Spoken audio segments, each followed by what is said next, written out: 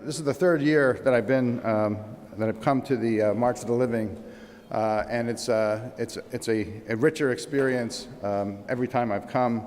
I can't imagine a better experience if you're only going to come once than the one we had yesterday with Irving and Professor Katz sort of guiding us through. You learn so much from their experience, and it's just invaluable in ways that we can't even describe. We have no words, as we say, for that experience. There's some numbers that I think frame today's discussion that are important to know, particularly in light of the immediacy of what we experienced yesterday. Shocking in light of the reality of Auschwitz and Birkenau, that in recent surveys, 66% of millennials could not identify what Auschwitz was. And this is a survey taken last year in the U.S. 20% weren't sure they'd ever heard of the Holocaust. This despite the existence of Holocaust education laws in many states. I participated in drafting the New Jersey statute in 1994 when I worked for Governor Whitman's office that requires Holocaust education. And so there's a state where it's required, and yet New Jersey ranked third last year in the number of anti-Semitic incidents in the country. So there's a definite gap between what's required and what's being delivered, I think. When you turn to Europe, the numbers are not quite as stark, but th%, they're pretty bad. I mean, 34% of European millennials knew very little or nothing about the Holocaust, this on a continent where it actually occurred.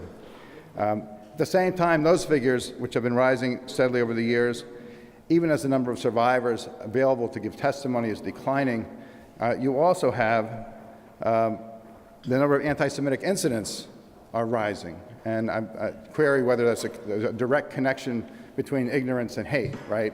If people don't know what happened, it makes it that much easier for poisonous ideologies to spread.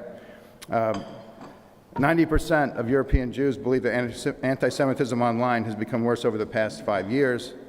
28% of European Jews believe that they have been directly and personally harassed over the last 5 years. 33% of European Jews are considering emigrating somewhere else. And if they thought that a safe haven was going to be the United States, they may be thinking again, given the recent attacks in synagogues in Pittsburgh and San Diego. I started my involvement with the March of the Living as an outgrowth of the work that we started doing in Europe when I had a sabbatical year, as I described the other night at dinner, looking at how to protect vulnerable communities, because there are any number of diaspora communities now from all different ethnicities and places of geographic origin.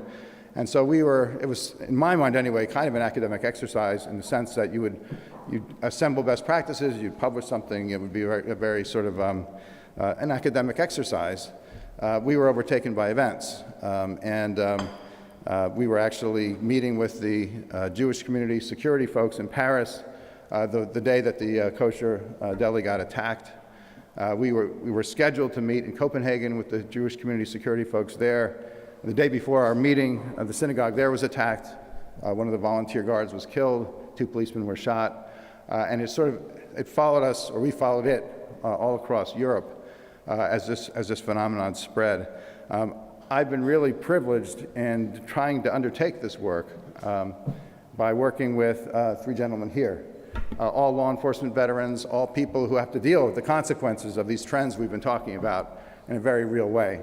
Paul Goldenberg worked in the Attorney General's office in New Jersey, and I was the New Jersey Attorney General when we wrote the hate crime statute, one of the first in the country, and Paul formed the first formal hate crimes unit, I think, in any Attorney General's office in the States. And he then subsequently, when he left the AG's office, he became the head of the Secure Communities Network, which is in the United States, through the overarching Jewish community security apparatus. Sean Griffin, we were lucky to encounter just as he was leaving Europol. Sean was serving as the counterterrorism coordinator for Europol and had previously been a member of the special branch of MI5, dealing directly with counterterrorism issues there. And in the course of our work, we went to Brussels several times before the attacks happened. And one of the people we were fortunate to meet in Brussels, Sean found him for us, Chief Saad Amrani, when we met with him, it was supposed to be an hour meeting. It lasted much longer because he had a lot. He was a voice in the wilderness, really, telling everybody what was about to happen, both with respect to the problems in Molenbeek, the largely Muslim district of Brussels, but also with the rise of right-wing hatred on the internet. And he talks in terms of software, which will allow him to expatiate upon in a few minutes. In the course of this work, I was introduced to David Macklis, and one of the things that was striking to me in doing this research was how much of the hate that's online and how much of the hate that's embedded in these ideologies is founded in just ignorance.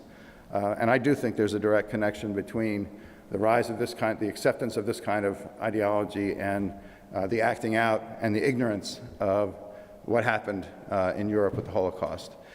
David invited me to come on the march 3 years ago. Profoundly moving experience for me. I probably read more about the Holocaust in a casual way than any part of history, but remain mystified by it.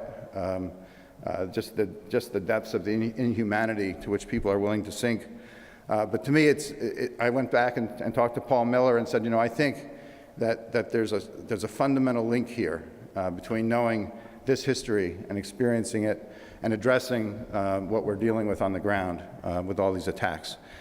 So I introduced Paul to David, and we decided over time that the best way that we could make a contribution, and again, our resources are limited, you have to just pick your fights, but this is one worth picking. And we chose deans of graduate schools of law and education for a couple of reasons.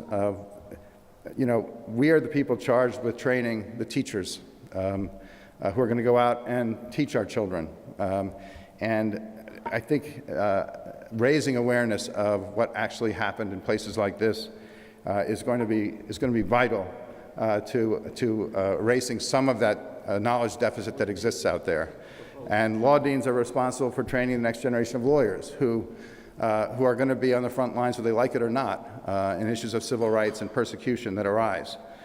So that's the reason for this rather odd mix, as people have pointed out, of education and law. I think it's a good one, and from my perspective, as I've mentioned to a few of you, we don't spend a lot of time in law school on pedagogy, on how to teach. And so, you know, you get hired, you have a distinguished background as a lawyer, or you've gone through clerkships or whatever, and you're thrown into the classroom and you know, it's sink or swim. Some people are naturally gifted at it, other people have to learn. But I think one of the issues that I'm curious about, and I've talked to several people about, is, you know, how do you teach a topic like this? What's the right approach? Socratic method is the standard in law school. I'm not sure that really works. What are you going to take the devil's advocate when the devil is Hitler? I mean, that's really not a place you want to be. But anyway, that explains, from my perspective, this pioneering effort, which we're going to continue for the next few years. And I would urge you to give us feedback, how we can improve the program, things we could do differently. If you like the program, I would urge you to write to Paul Miller and thank him for his generosity in supporting this, and to David and the March. I think they're a really good partnership, and I think it's a worthy goal, and we'll do what we can to address it in our small way, which is what we've been doing on the ground as well. So with that, one of the issues we've dealt with that brought home to me the immediacy of the connection between the Holocaust and what's going on now is an incident that happened a couple years ago in Whitefish, Montana. It's a picturesque, beautiful town, northern Montana, close to the Canadian border. It's a ski town. They have a very small, it's a town of about 6,000 people, very small Jewish community there, about 200 families, and spread across the Flathead Valley. And there was it's also, unfortunately for that community, happens to be the home of Richard Spencer, who is the sort of leading neo-Nazi figure in the United States. And there was an incident involving a real estate agent there, and Spencer's mother, the real estate agent, happened to be Jewish. They got upset, and they decided they didn't want any more Jews in Whitefish. So before you knew it, there were postings on the internet of the rabbi's children. Their pictures superimposed upon pictures of the superimposed on photographs of Auschwitz, and their ages, where they went to school, where they go to school, and obviously terrifying, right, for the families involved. And it was the rabbi's children and a few other families.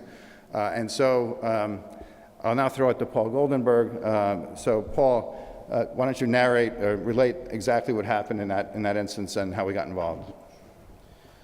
So as someone that historically has been engaged, involved in the prosecution and the arrest of over, I'd say 230 to 250 hate crime cases, there aren't too many cases that I haven't dealt with either personally, whether it was the Halimi case, the young French Jew that was tortured for 3 weeks in Paris. I was on the ground there. I'm giving you this, sharing this with you as perspective. So I've pretty much seen it all. Attacks against Indian physicians in Jersey City that were beaten and murdered by dot busters back in the 90s. So as someone that is, I'd say jaded a bit with regard to these types of incidences and how far the human beings will go to attack and kill and harm each other, this one is a little bit extraordinary. So I'll take you back about just about 2 years, and we were readying ourselves for Hanukkah, for the holidays. It was actually a period of time where I thought there would be some quiet, and I received a phone call from Ken Stern. I don't know if any of you have heard that name. He's a pretty well-known name in the business for 40 years. Ken was with the American Jewish Committee and has a very distinguished career both as an academic and someone that's defended a lot of folks in these regards. So Ken called me and he said, listen, I hate to bother you over the holiday. He said, did you ever hear of whitefish? I said, yes, I'm going to have some for breakfast in the morning. And that was about my extent of what I knew of Whitefish, Montana. Quite honestly, I have been around the world. I've never been to Montana and didn't even know how to get there. So he said, listen, as you just heard John note, they're in the middle of some bad weather. He goes, are you familiar with the situation in Whitefish? I told him, again, no idea.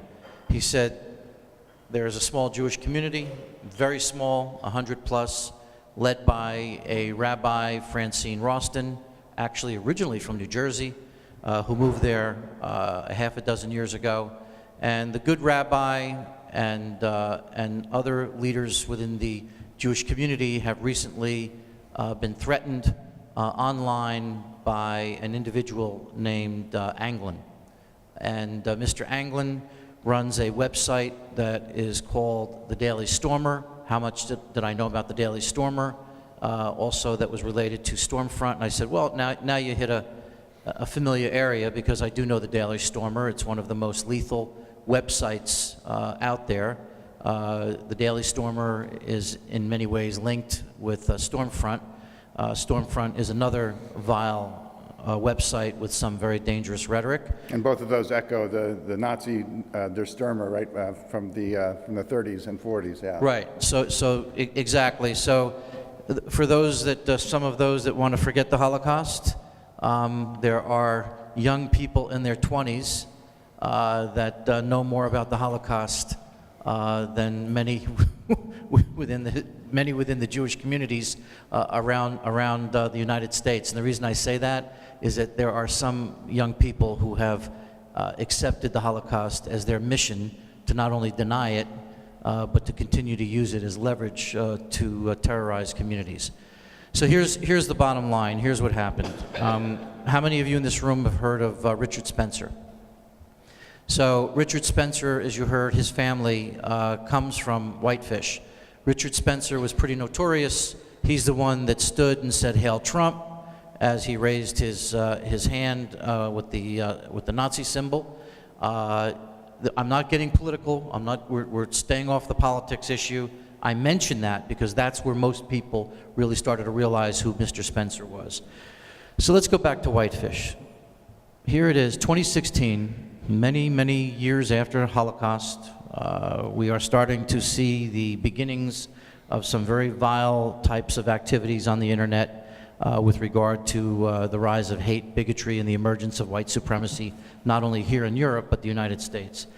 So I get on the phone with Rabbi Francine, and she said, here's the bottom line. She said, I represent a small community. It's 2016. It's modern America, and we are thinking of getting out of here. I said, what does that mean, you're thinking of getting out of here? I said, what are you saying, Rabbi?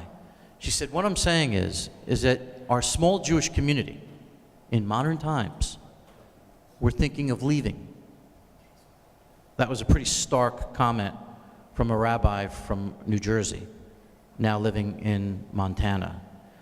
She then went on to explain to me that her son and another lady who is well known in town named Tanya Gersh, her son, they took the photos of these young 12-year-old and 13-year-old boys. They placed the photos and superimposed, as you heard John say, with Auschwitz behind it, picture of Auschwitz, and they placed the Star of David in yellow, Juden, That's right. Yeah. on each one of their lapels. And this was placed across the internet. It went viral. And hundreds of threats started to roll in against this small little Jewish community of Whitefish, predicated on the claim that Richard Spencer's mother was being run out of town by the Jews. So here's the conditions on the ground. 2016, a Jewish community, an American Jewish community, situated in a pristine, beautiful town tucked away in snow and ice, and we're getting a message from the leader of the community saying, we need to get out of here. That I couldn't even comprehend that.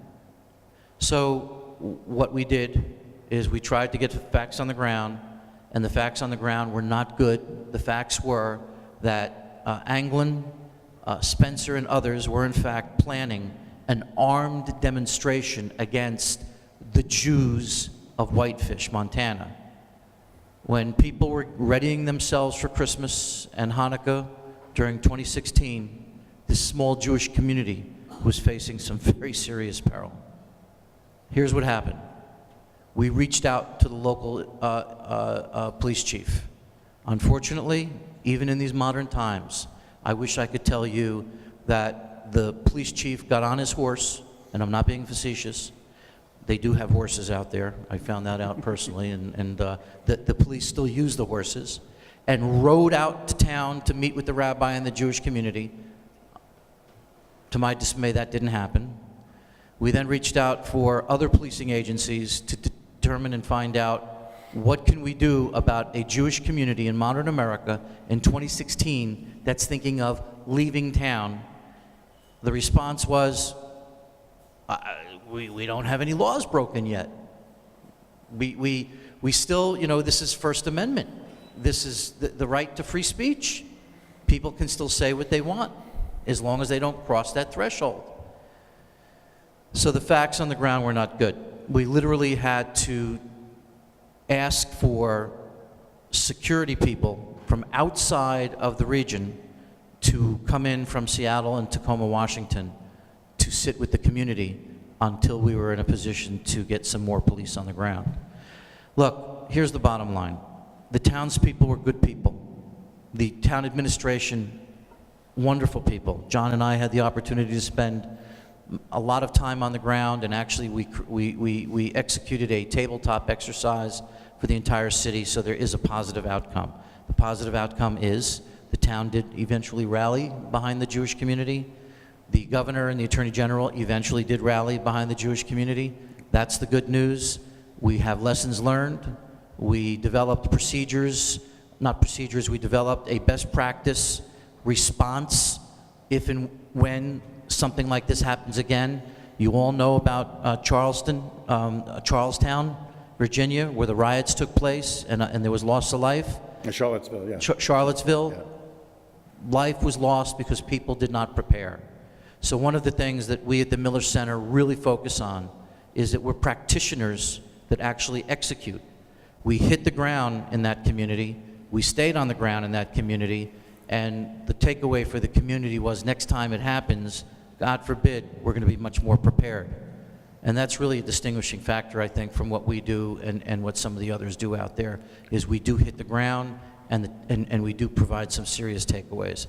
So I wanted to just share this with you in length, a little bit more detailed maybe than I should have gone, because who would thought in 2016 that a small Jewish community in America would be thinking of leaving?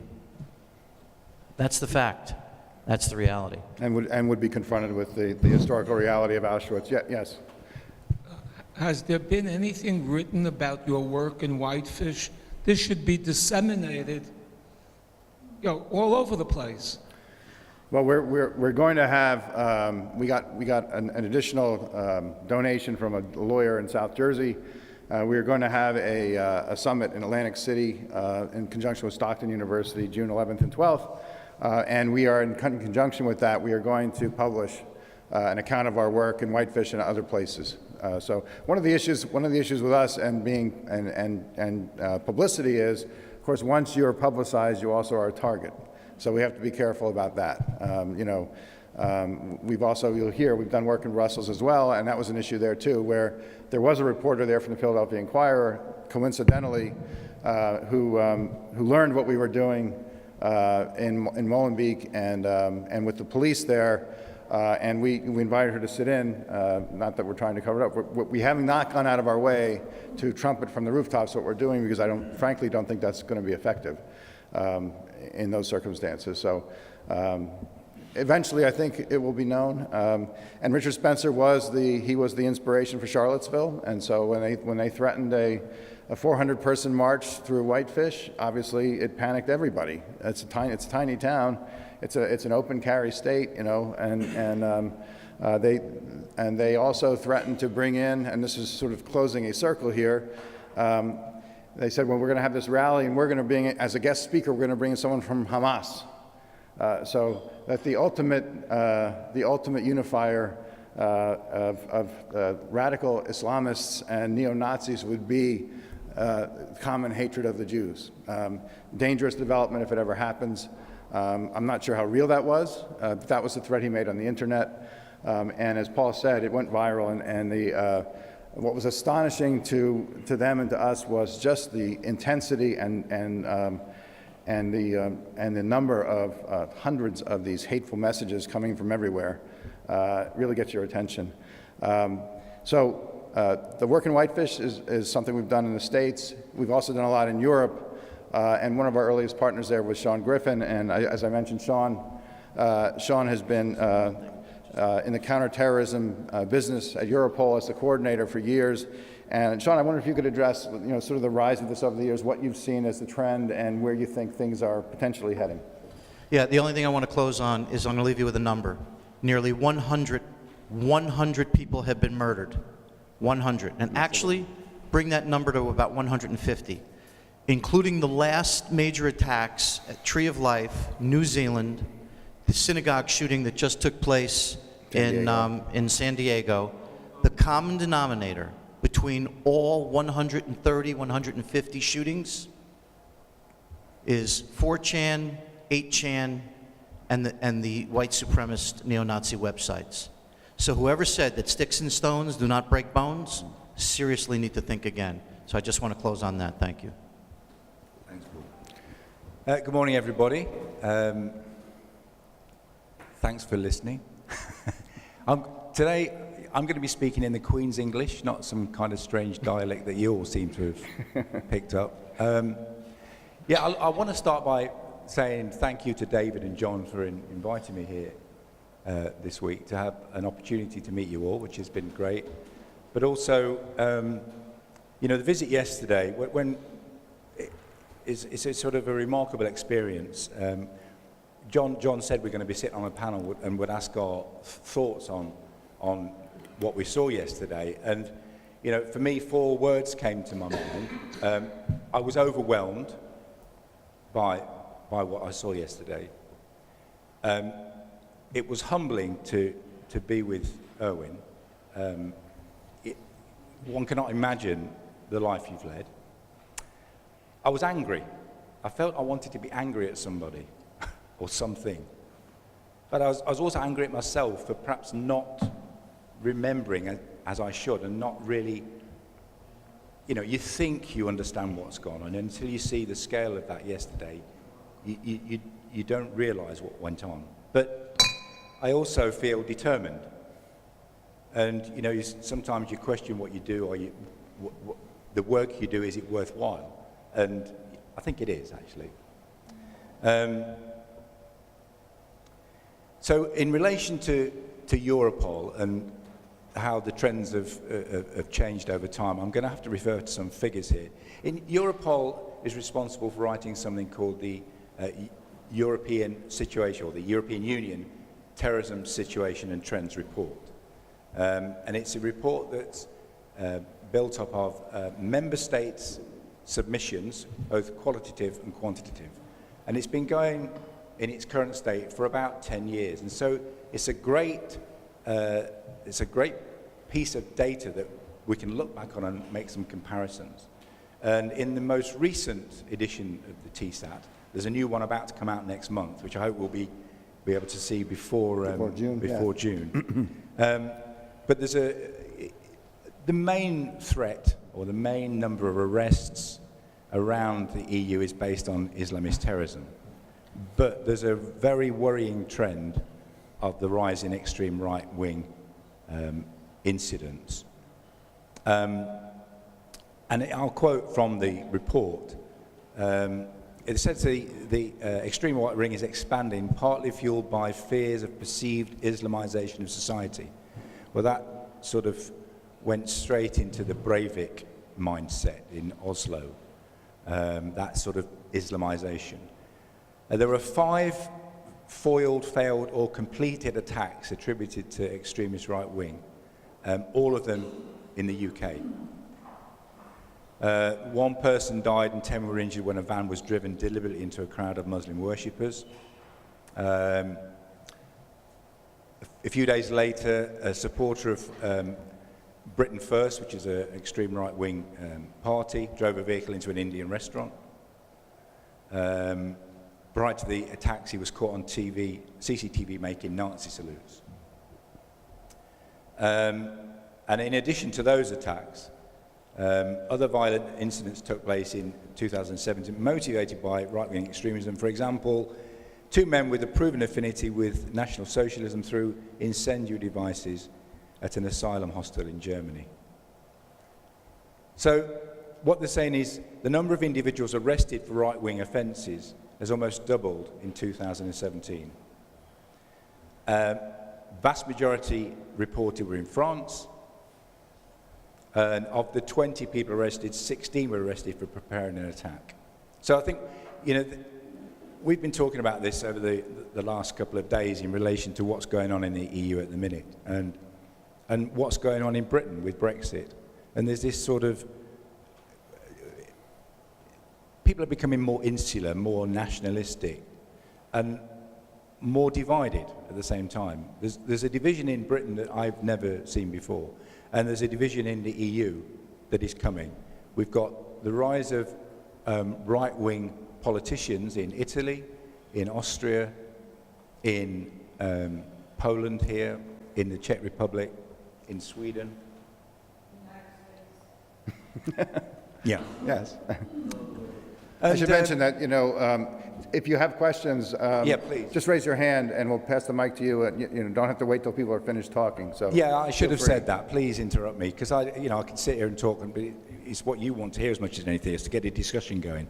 But there's some important elections coming up on May the 22nd in the EU for the EU Parliament. Now, for some perverted reason, the UK is now part of those elections, even though we're voted to leave the EU.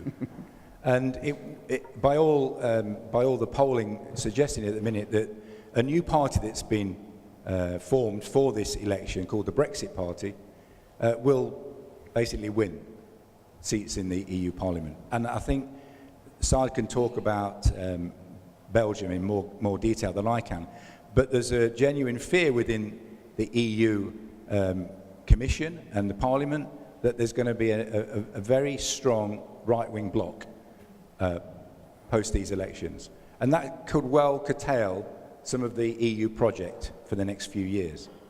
So, Sean, how long were you at Europol as a counterterrorism Yeah, so coordinator? I was going to come on to that. So I was 11 years at Europol, and during that time I was responsible for coordinating sort of investigation response to investigations in member states, and also sort of apropos of what we're discussing here, I was also heading the Countering Violent Extremism program for Europol, linking in with the DHS, which is, you know, how I came to be here ultimately.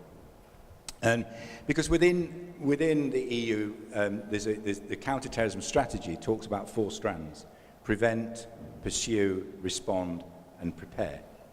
And part of our work was in the prevent side, and that's where the countering violent extremism comes in. And since leaving Europol, that is what I've become more and more involved in. And there's a quotation from the UK counter-terrorism strategy and the I can't remember what it's called now, AXO, Assistant Commissioner for Special Operations. He basically said that the fundamental basis of any robust counter-terrorism strategy is the police relationship with the community. And he's right. You know, communities will defeat terrorism, not the police. And what Erwin was saying yesterday about it starts with words. You know, the UK is one of the first countries in the EU to make hate crime a recordable criminal offence. And not just hate crime per se, it's actually broken down into the component parts of it. So it's recorded around Islamophobia, anti-Semitism, around race, around sexuality. All these parts of hate crime are recorded. And I've got a quote here that I think is important, because I was at a meeting in London at the Ministry of Justice with members of the EU that were all talking about hate crime recording. And the UK at this time had come out and said, we are going to record hate crimes officially. They appear on our crime statistics. And the Association of Chief Police Officers in 2004 said, the police service is committed to reducing the underreporting of hate crime and would view increasing this data as a positive indicator, so long as it reflects an increase in reporting and not an increase in the actual incidence of crime. When other EU states were asked if they would follow that model, the answer quite simply was no, because their politicians wouldn't stand that increase in crime in their national statistics. I can't speak for Belgium, but I know that you have a more robust system than other countries.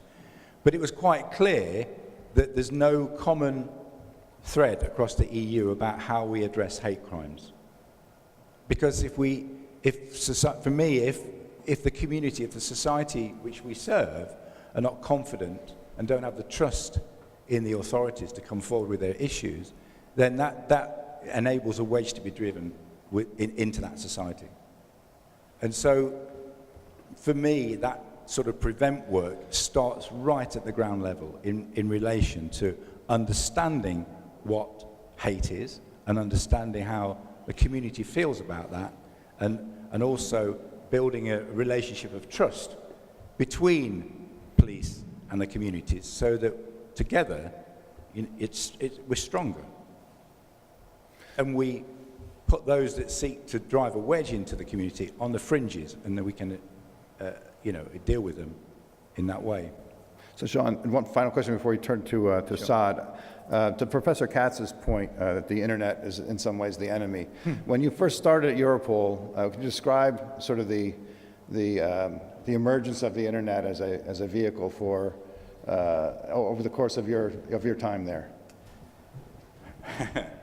So we had a couple of people in our unit who were responsible for monitoring the internet, but it was mainly linked to in those days the speeches of Al-Qaeda and associated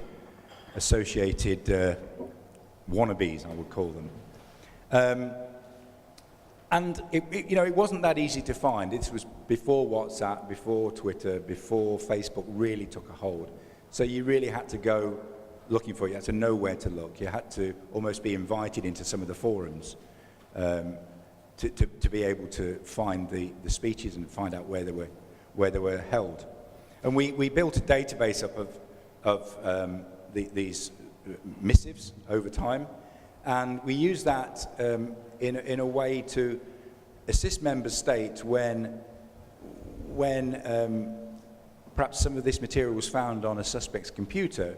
We were able to assist where it had been found before and where prosecutions may have resulted in the possession of that sort of data. So we were trying to shortcut some of the investigative work that was needed. But over time, the data simply became overwhelming. We couldn't keep up with the amount of data coming in. And that is similar to investigative work as well. In the past, you'd find a 256 megabyte USB. Now we're finding 2, 3, 4 terabytes of information. Please. Yes. My question is, from your perspective of where you sit, who benefits by hate crimes? And you mentioned that there's a challenge in even getting it documented so that you can do something about it. People don't want increase of hate crimes in their communities, but who benefits by it? Often something's being fed or being given oxygen for it to continue, so who's benefiting by it, and why do you think we see an increase of hate and anti-Semitism over the last 2 years?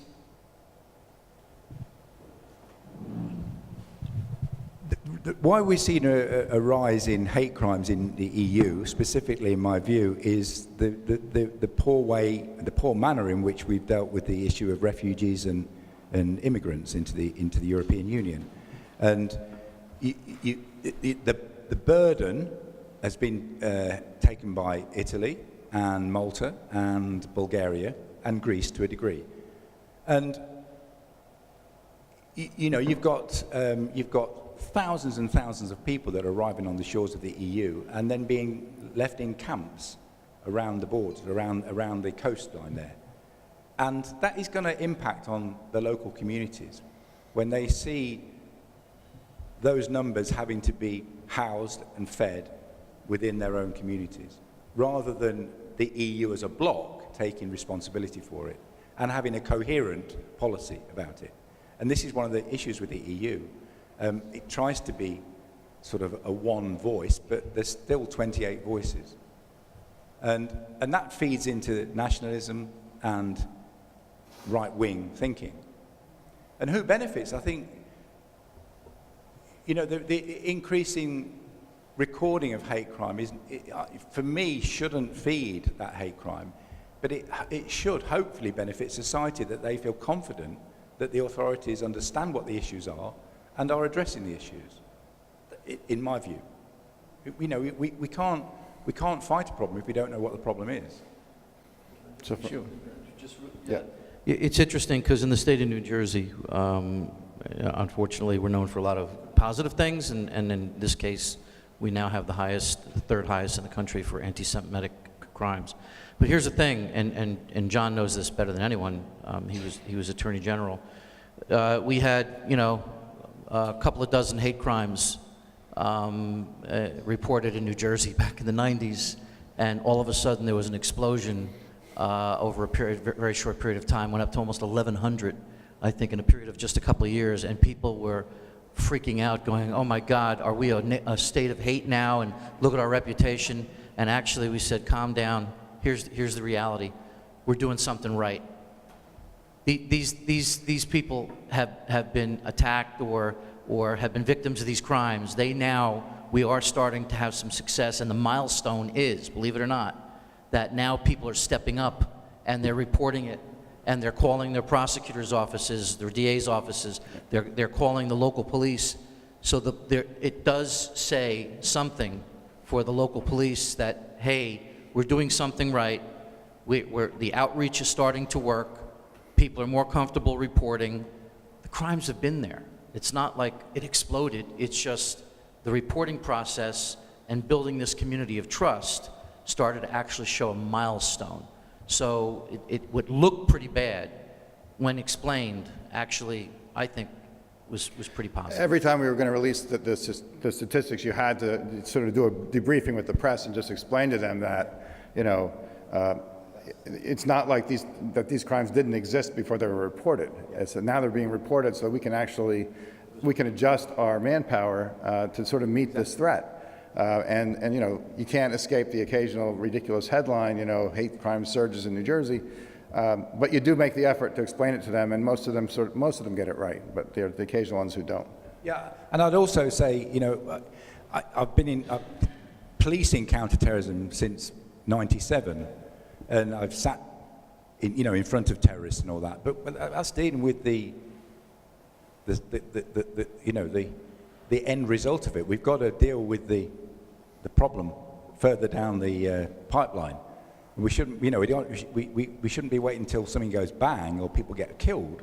We need to work more preventative and more getting people from disengaging from that violence. Yes, please, yeah. Well, I just wanted to, while the microphone's coming around, I don't want to appear that I'm anti-EU. I'm far from it. I'm very pro-EU. And I don't want to see this as a sense of me bashing the EU, because there's very good things that go on there. And, you know, that's where Europol is, for me, a positive thing, because it exists to exchange information and share information and understand the picture, so to help member states understand what's going on and put the resources in the right place. Yeah, a couple of people have talked about social media and the internet being the real problem here, but I'm thinking of it as an education dean. So I was asked to chair an anti-bullying task force for our state. And so we're going around all over the state. We've got the Attorney General's office sitting with us, and people from police agencies and educators and psychologists, whatever. And educating young people is, and bullying is perhaps a forerunner of some of the things we're talking about, is really difficult in this environment. I mean, it's very hard to get students to engage with us, but essentially... What accounts for that, do you think? You know, is it the age difference? Is it that their world is social media? Well, we talked the other day, and many people here were saying that we don't use Facebook. Yeah. Well, kids don't either. I mean, kids use Instagram, and if they're younger, they use Snapchat. And I talked to a group of kids, and they just said, well, we don't talk to the adults because they're clueless. And so the kids get their information from these sources, and there's no check on those sources. I mean, one group of students told me that if you would all monitor all of the sites that we look at and view our Twitter accounts and do that, then maybe you would have because a lot of this work takes place outside of the classroom, in the home. It's really, really complicated. I mean, and this has been an amazing trip in many ways, and my depression levels are going up at exponential levels because I'm not sure how to check this. I think that's the same with hate crimes. I mean, I know, for example, there's some of the right-wing groups, and I don't make this too political, but it makes the point. Some of the right-wing groups that want to get at left-leaning academics, and we can talk about all the problems there, is they hire students on campus to follow blogs and postings and things by faculty, then they report them to these well-funded right-wing groups. And then I had the same experience at Rutgers, yeah. Now you get on Reform Watch or one of the websites, and then all of a sudden Hannity is calling you up and wants to have you on. And the kids that are doing that, I don't think are necessarily kids that they're getting a job. They're getting paid to do this job. So anyway, it's a difficult problem. And it'll be really difficult for us, I'm thinking for us as education deans, you put it in class, I was thinking maybe some kind of online modules and things like that, that's like that and it's gone. And it's not this, anyway, a frustration, I'm not sure, and it's much the same that you're talking about. Thank you. So let's turn now to the actual on-the-ground responding to and anticipating, attacks in real time. And Chief Amrani has been at the center of that in Brussels. The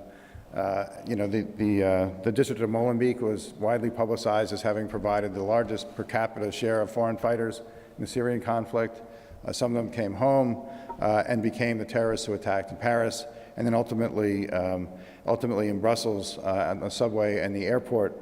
And we had met with Chief Amrani before this happened, and he was, as I say, a voice in the wilderness at the time.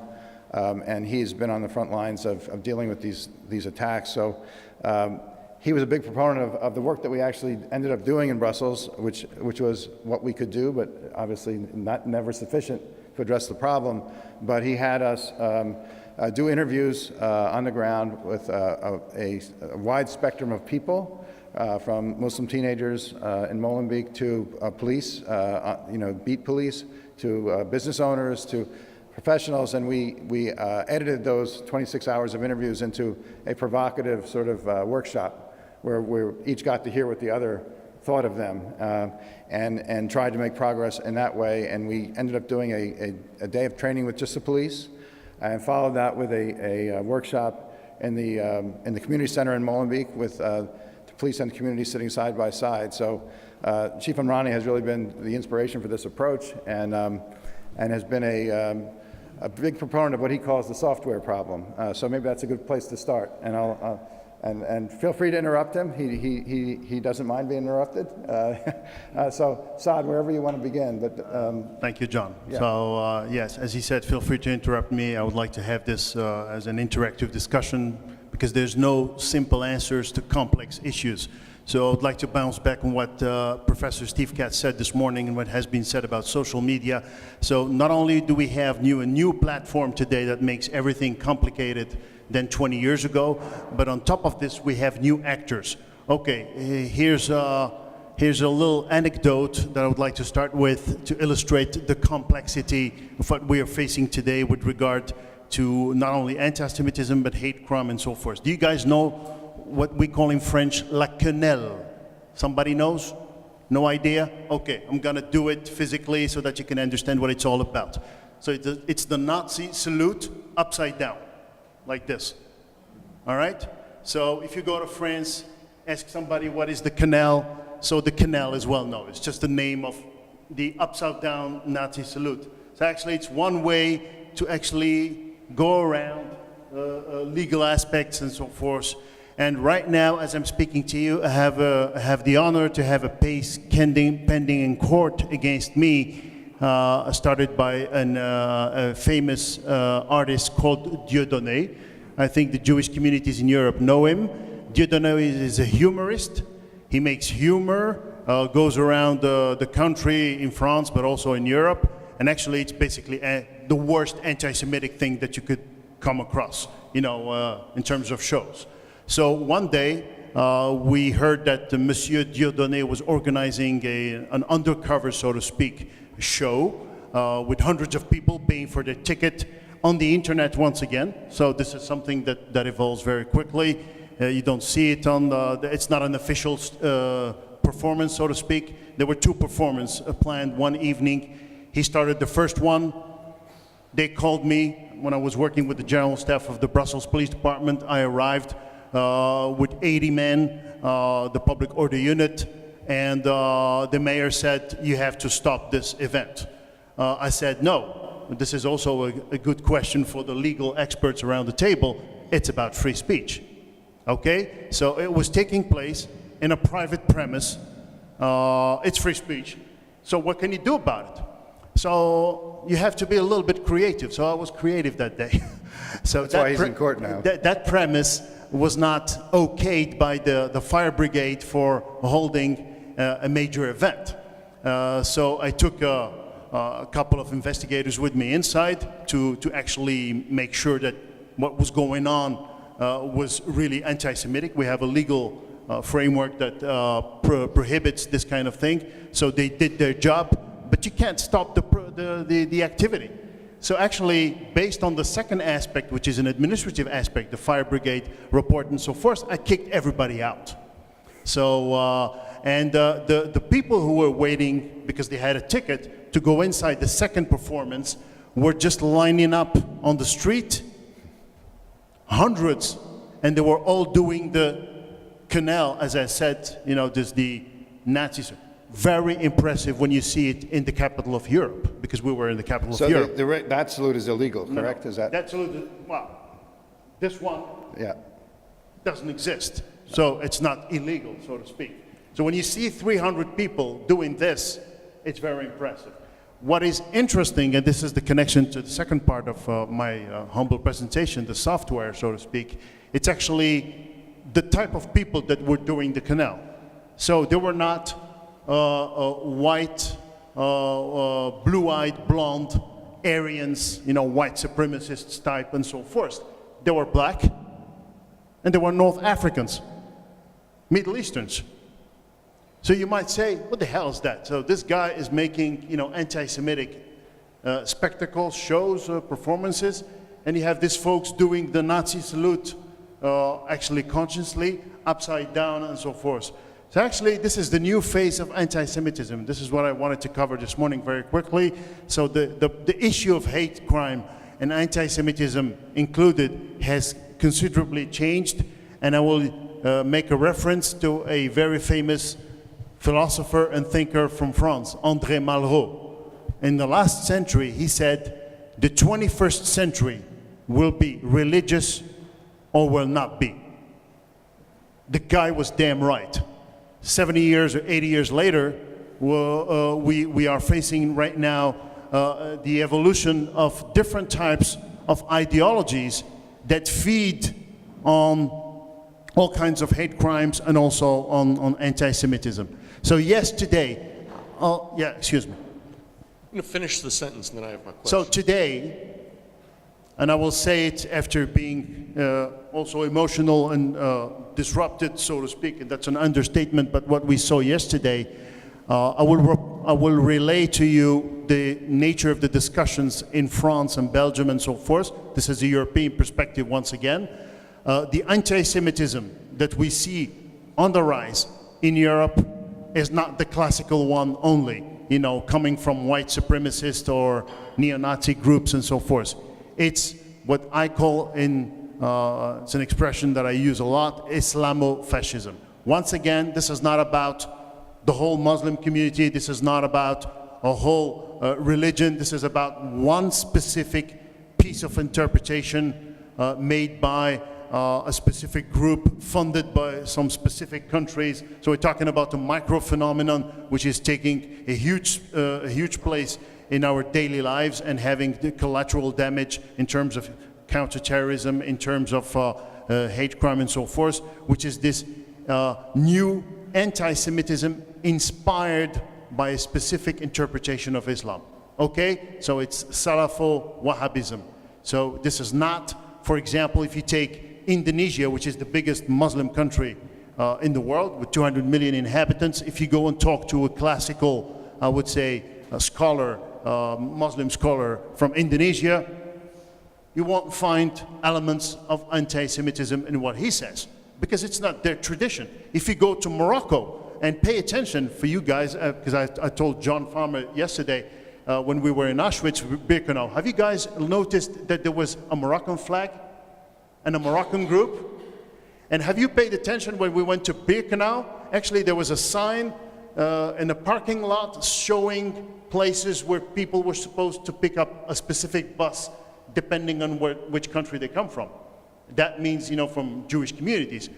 And I saw, even in the parking lot, Morocco, I think it was like emplacement or place number 700 or something like that. So the Jewish community that was visiting yesterday, as we were doing also the march, from Morocco was proud to be Moroccan. By the way, you could spot them in the crowd with their red hats, because the flag of Morocco is red with a green star.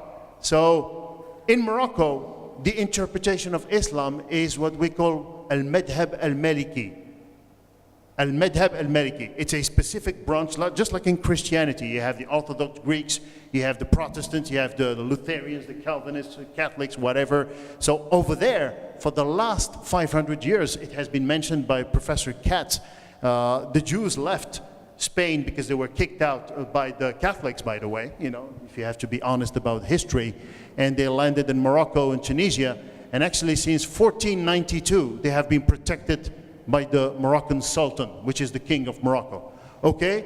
Based on the interpretation of Islam in Morocco, it's a perfect multicultural society. They accept the Christians, they accept the Jews and so forth, and even in the big, and Professor Katz saw it when he went in Casablanca, in the big mosque of Casablanca, there's even a sign in honor of the Christians and in honor of the Jewish community. Okay, Greg, So, let's get the to question. Yeah. So mostly what we've heard from the panel about the incidents and incidents all over is inspiration from various sources for anti-Semitic and other forms of hate crimes.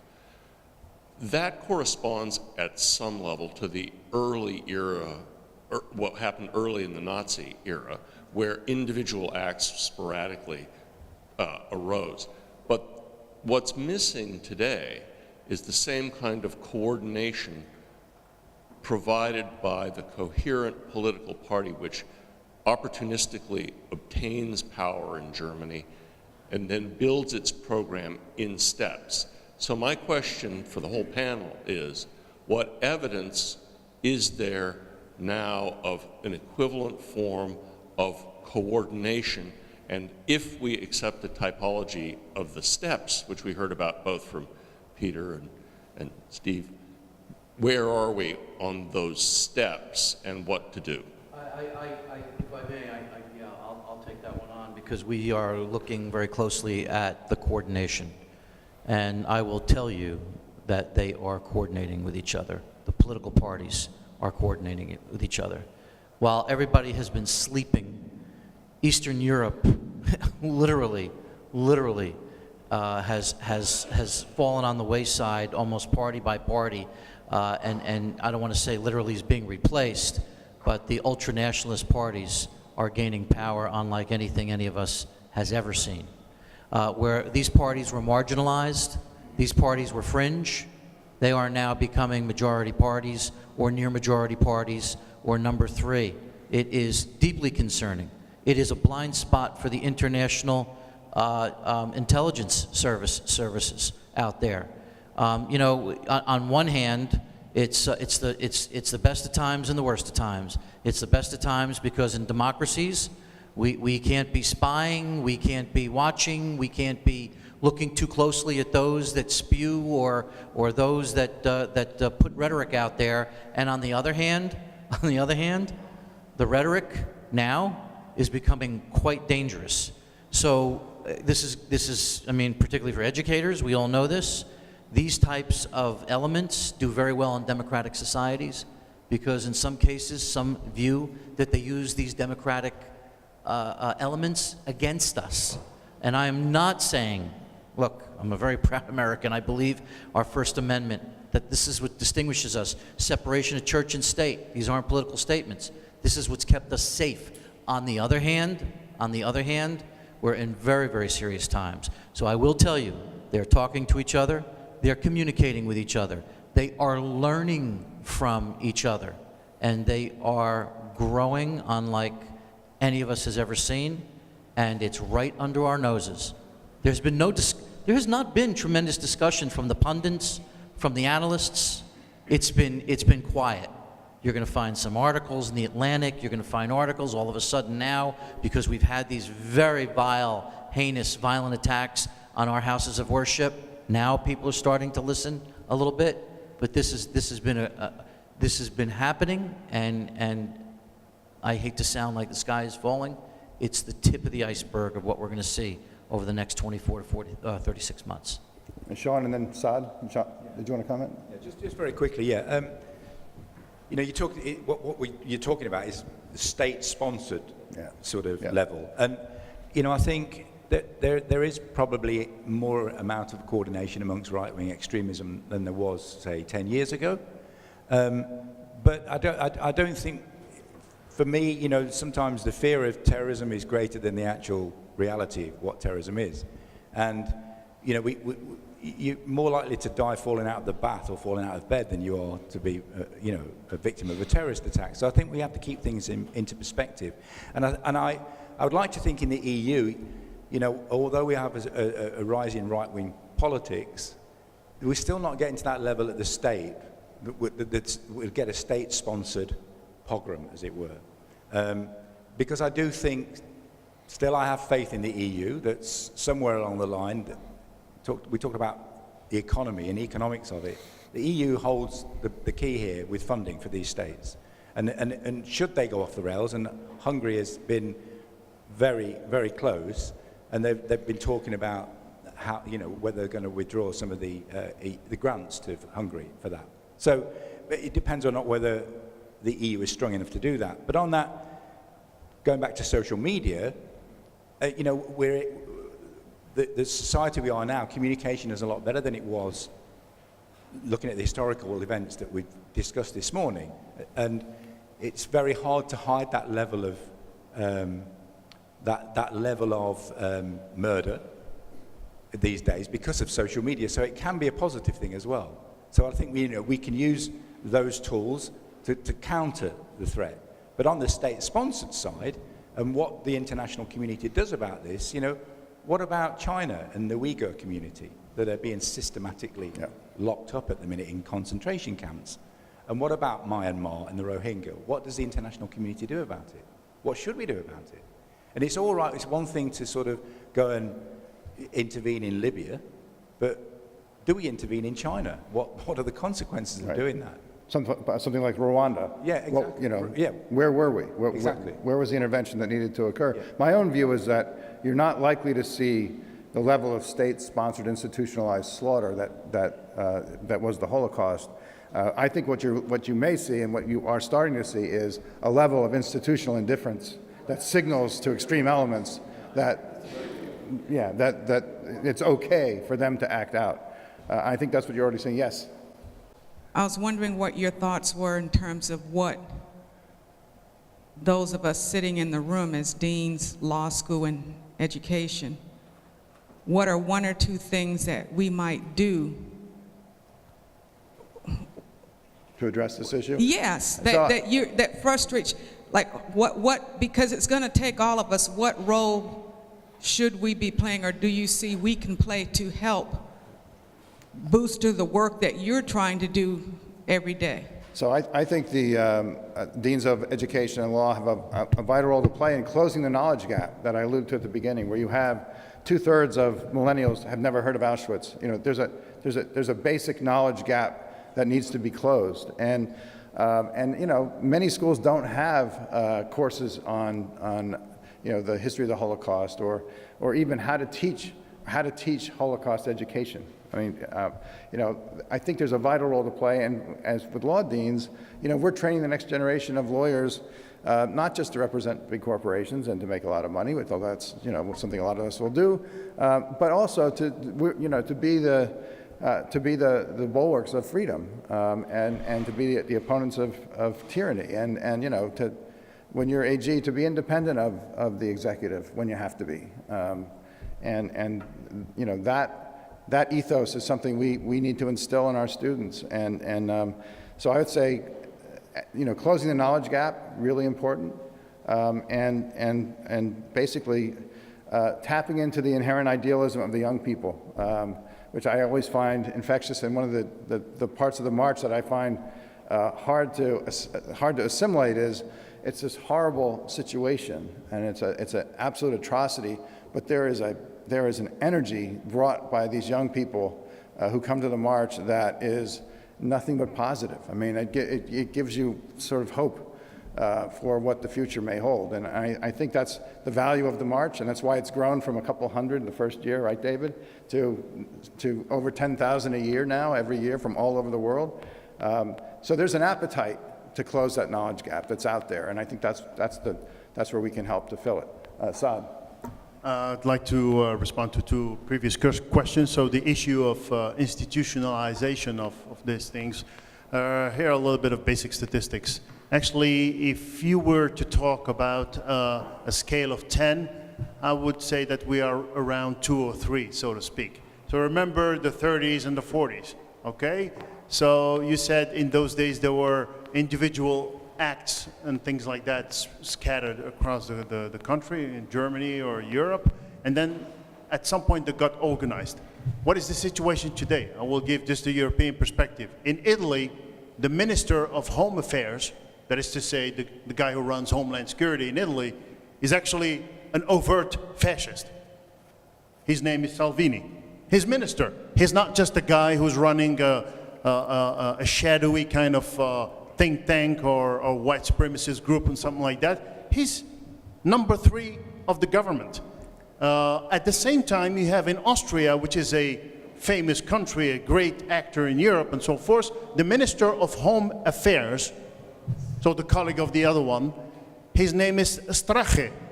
He's the boss of FPO. What is FPO? It's a political party which has been created in the 50s, not by neo-Nazis or skinheads, has been created by real Nazis who survived also the Second World War. If you thought, yeah, well, that's it. Well, in France, Marine Le Pen, at the same period, same time lapse, when she runs for elections, in certain elections, certainly in the European elections, she makes, pay attention, 40% of the votes. So in a couple of weeks, Marine Le Pen, the overtly anti-Semitic, neo-Nazi, call it whatever you want to call it, party in France will get 40% of the votes. In Sweden, in the last elections, and I have talked about it because I know Sweden, I have a family in Sweden, they are number 3.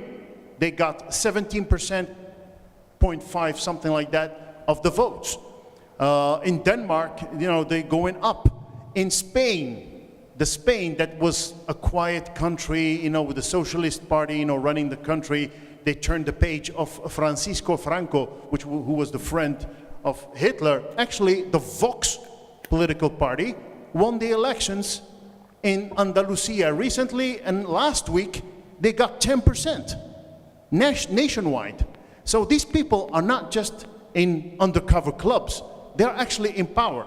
And as Sean knows, in a couple of weeks we will have European elections. So the European Parliament in Brussels is composed of 700 MEPs, European members of Parliament. And actually the projections are that the far-right bloc, because they are organized in blocks, when elections are finished, they organize themselves, the Socialists, the Greens, and so forth, is projected to be potentially the biggest bloc in the European Parliament.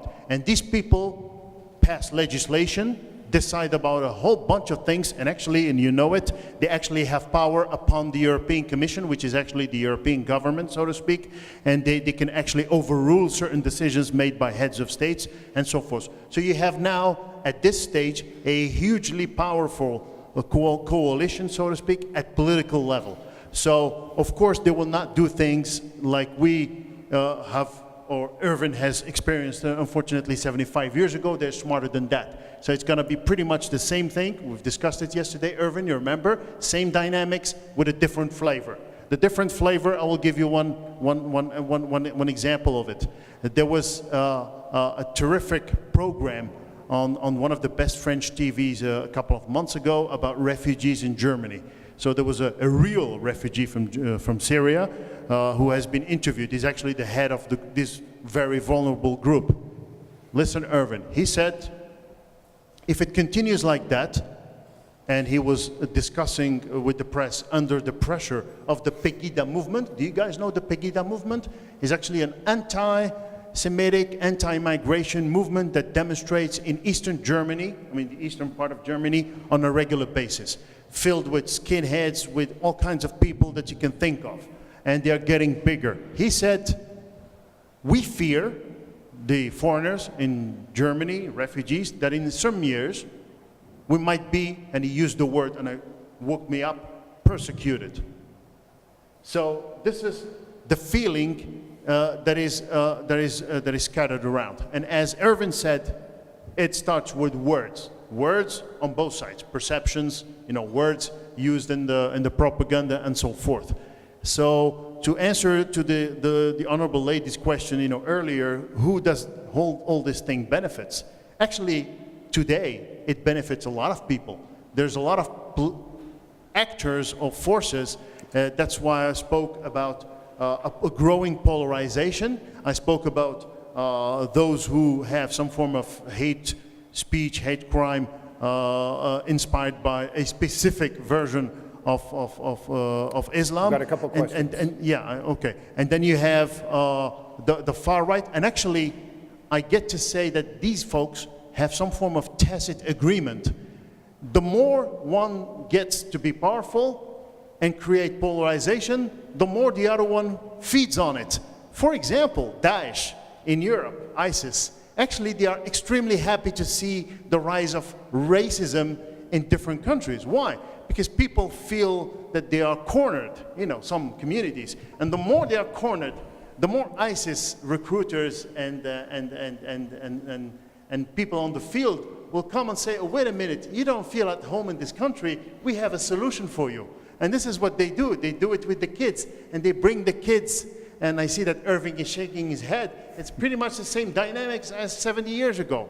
And this is the situation that we are knowing today. I would call it, and I will finish, a mutual reinforcement between all the actors on the field. Yeah. No, we got That was two a question. questions. One quick one Yeah. first. Reed, stand up. Yes. So the alarming percentage of survey respondents who say they've never heard of the Holocaust means that we have both an opportunity and a mandate to fill that knowledge gap. But among those who actually deny the Holocaust, it seems to me, based on what you've said and what I've heard before, these are not people who don't know about it, but they draw inspiration from it and they seek it as validation for their own anti-Semitic and racist agendas. So how do we go about closing that knowledge gap without feeding into those who are going to use it as that type of validation? Okay, another. Is it okay if I respond to that? In all the resources I've invested, or the March has invested, like I said, X years ago we brought liberators. Those liberators were brought because it got worldwide attention, but not for those who deny the Holocaust. I have no way of understanding how to deal with them. It's an illness, it's a hatred, and in my opinion, it's a waste of resources. The only way to win the game is to educate those who do not understand, who have not had that knowledge. But in my opinion, we all have limited resources, and we're throwing it in the ocean. What's actually been proven correct is General Eisenhower's reaction to the liberation of the concentration camps, which was to force the local people to confront what was going on in their right nearby, and also to film it, because he said at the time, over time people are going to deny that this happened, and we need to make a record. And that's why people like Irving is so important with your testimony and your witness, because there is a tendency to try to deny all the atrocities of the past, and we can't let that happen. Yes, question. I was going to mention something earlier about whitefish and that I find disturbing. I live in southern Illinois. There are a lot of guys with these pickup trucks that have U.S. flags planted in the middle. And they really have this solidarity and this feeling that they are a part of something. And it scares me in regard to what that is. I'm not sure they themselves know, but the sense that there's something pervasive that is building is something that I believe. And I also believe that in Houston, the 9/11, I had an accident, and 9/11 was amazing. They came with all kinds of things, and they were just fantastic. But it's quite easy to overwhelm those resources, and that was just a comment I wanted to make that concerns me about the possibilities of civil unrest I'm speaking of the United States now, might be more than we realize. The education piece that I just wanted to mention, though, we have that man storming into the fast food restaurant to save the children of Hillary Clinton's child abuse ring. We have somebody, the New York Times reported, who wanted to create false websites that would provide all of this fake news to people. And he did it brilliantly. And he found all sorts of people who would, take the bait and believe all this stuff. But after a while, he realized he was doing more harm than good, because he wasn't, by going, ha-ha, this is incorrect, he wasn't very effective at actually disabusing folks of the ideas that he had, seeded. So it seems to me, from an education point of view, yes, we need the historical, the civics education that our classrooms have seriously forgotten to teach. But we also maybe need the more process-oriented aspect that evidence for claims is something. Something else that worries me is we're saying it was Lachlan Murdoch who responded to a criticism about Fox News saying, well, there's the other side too. They disagree with us, and never the twain shall meet kind of thing. I think the focus needs to be on the arguments being made and the evidence that are provided for them. And I think, we can't just shout louder from the particular enclave from which we speak. We need to be able to be accountable to those standards of evidence. And I think that's something we've forgotten to understand. I'd like to agree, because I think the biggest problem we have on college campuses right now is that almost all the discourse is framed as simply, that's their opinion. It has become totally ideological. So when you go back to the idea that as education deans, and I take this challenge, we really need to work harder in our schools to think about carefully preparing young people to think critically. Our work is enormously uphill. So if any of you could help us with being able to counter this, I was almost going to use the word disease, which is wrong, but this denial of something that we've all held so dear, which is evidence.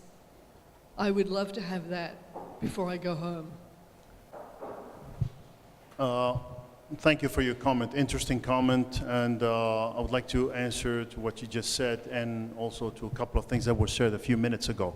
Remember, John, when we were in Brussels, we organized in the Ministry of Foreign Affairs, Egmont Palace, a conference, and there was a guy from Antwerp, a specialist, who was reacting to certain interventions, and he made one interesting comment that I would like to use today. He said, "You guys don't get it. It's a war of ideas."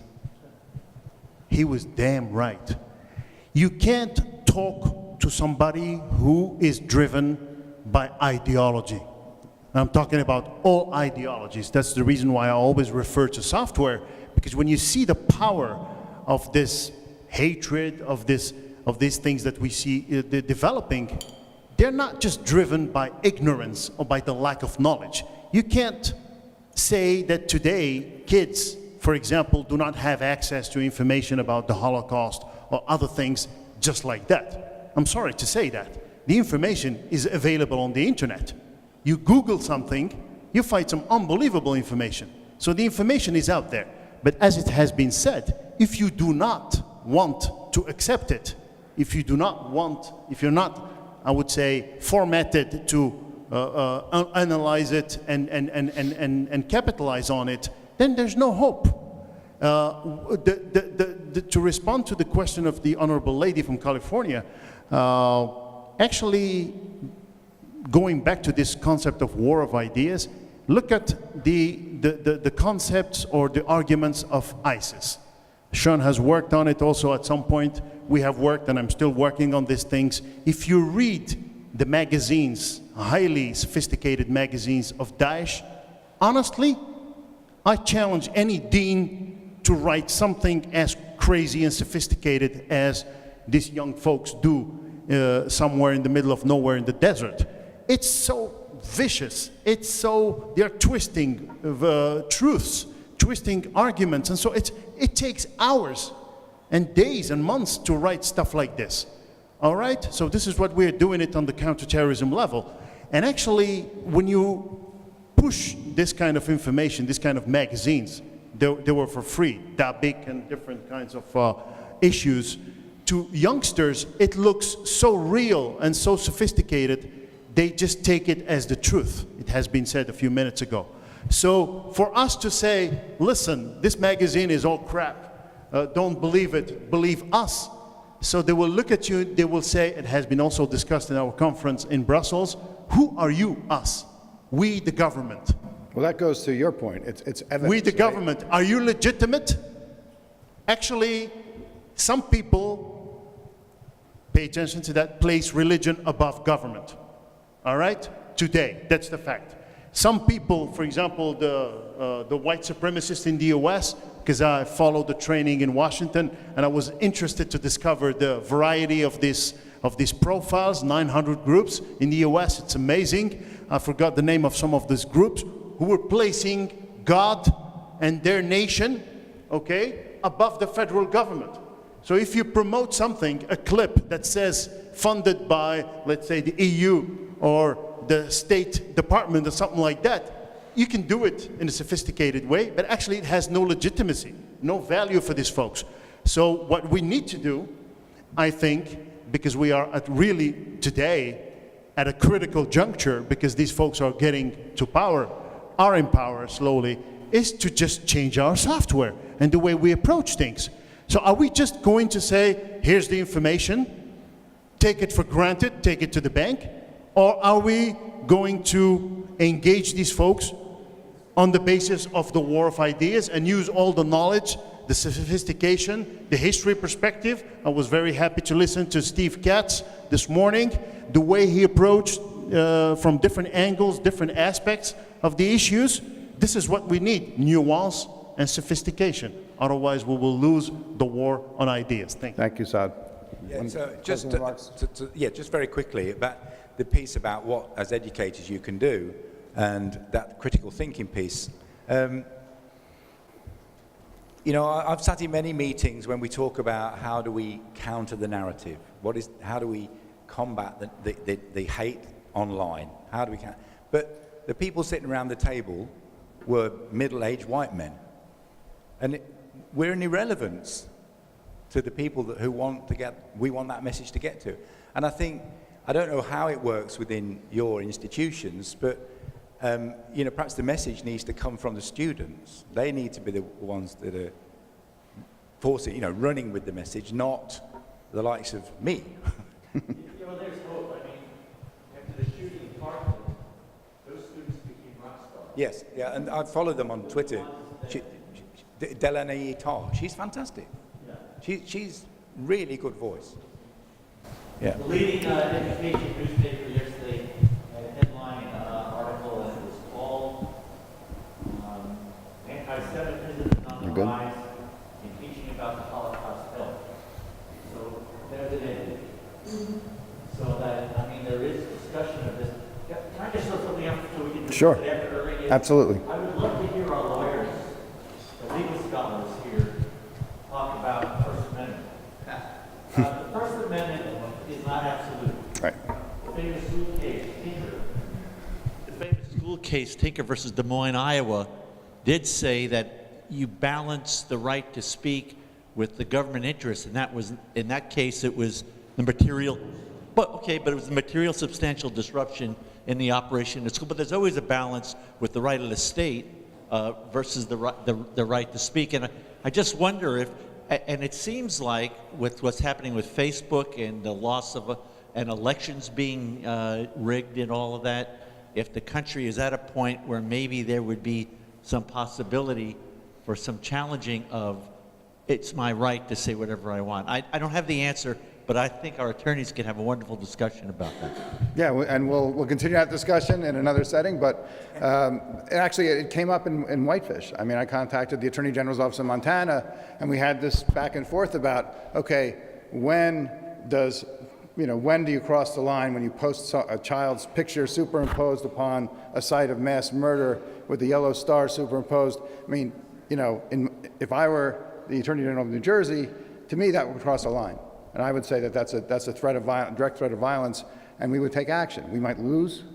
It would be challenged on First Amendment grounds, but the First Amendment issue is going to be front and center in all of these cases as we move forward. Anyway, thank you panel for doing this. And,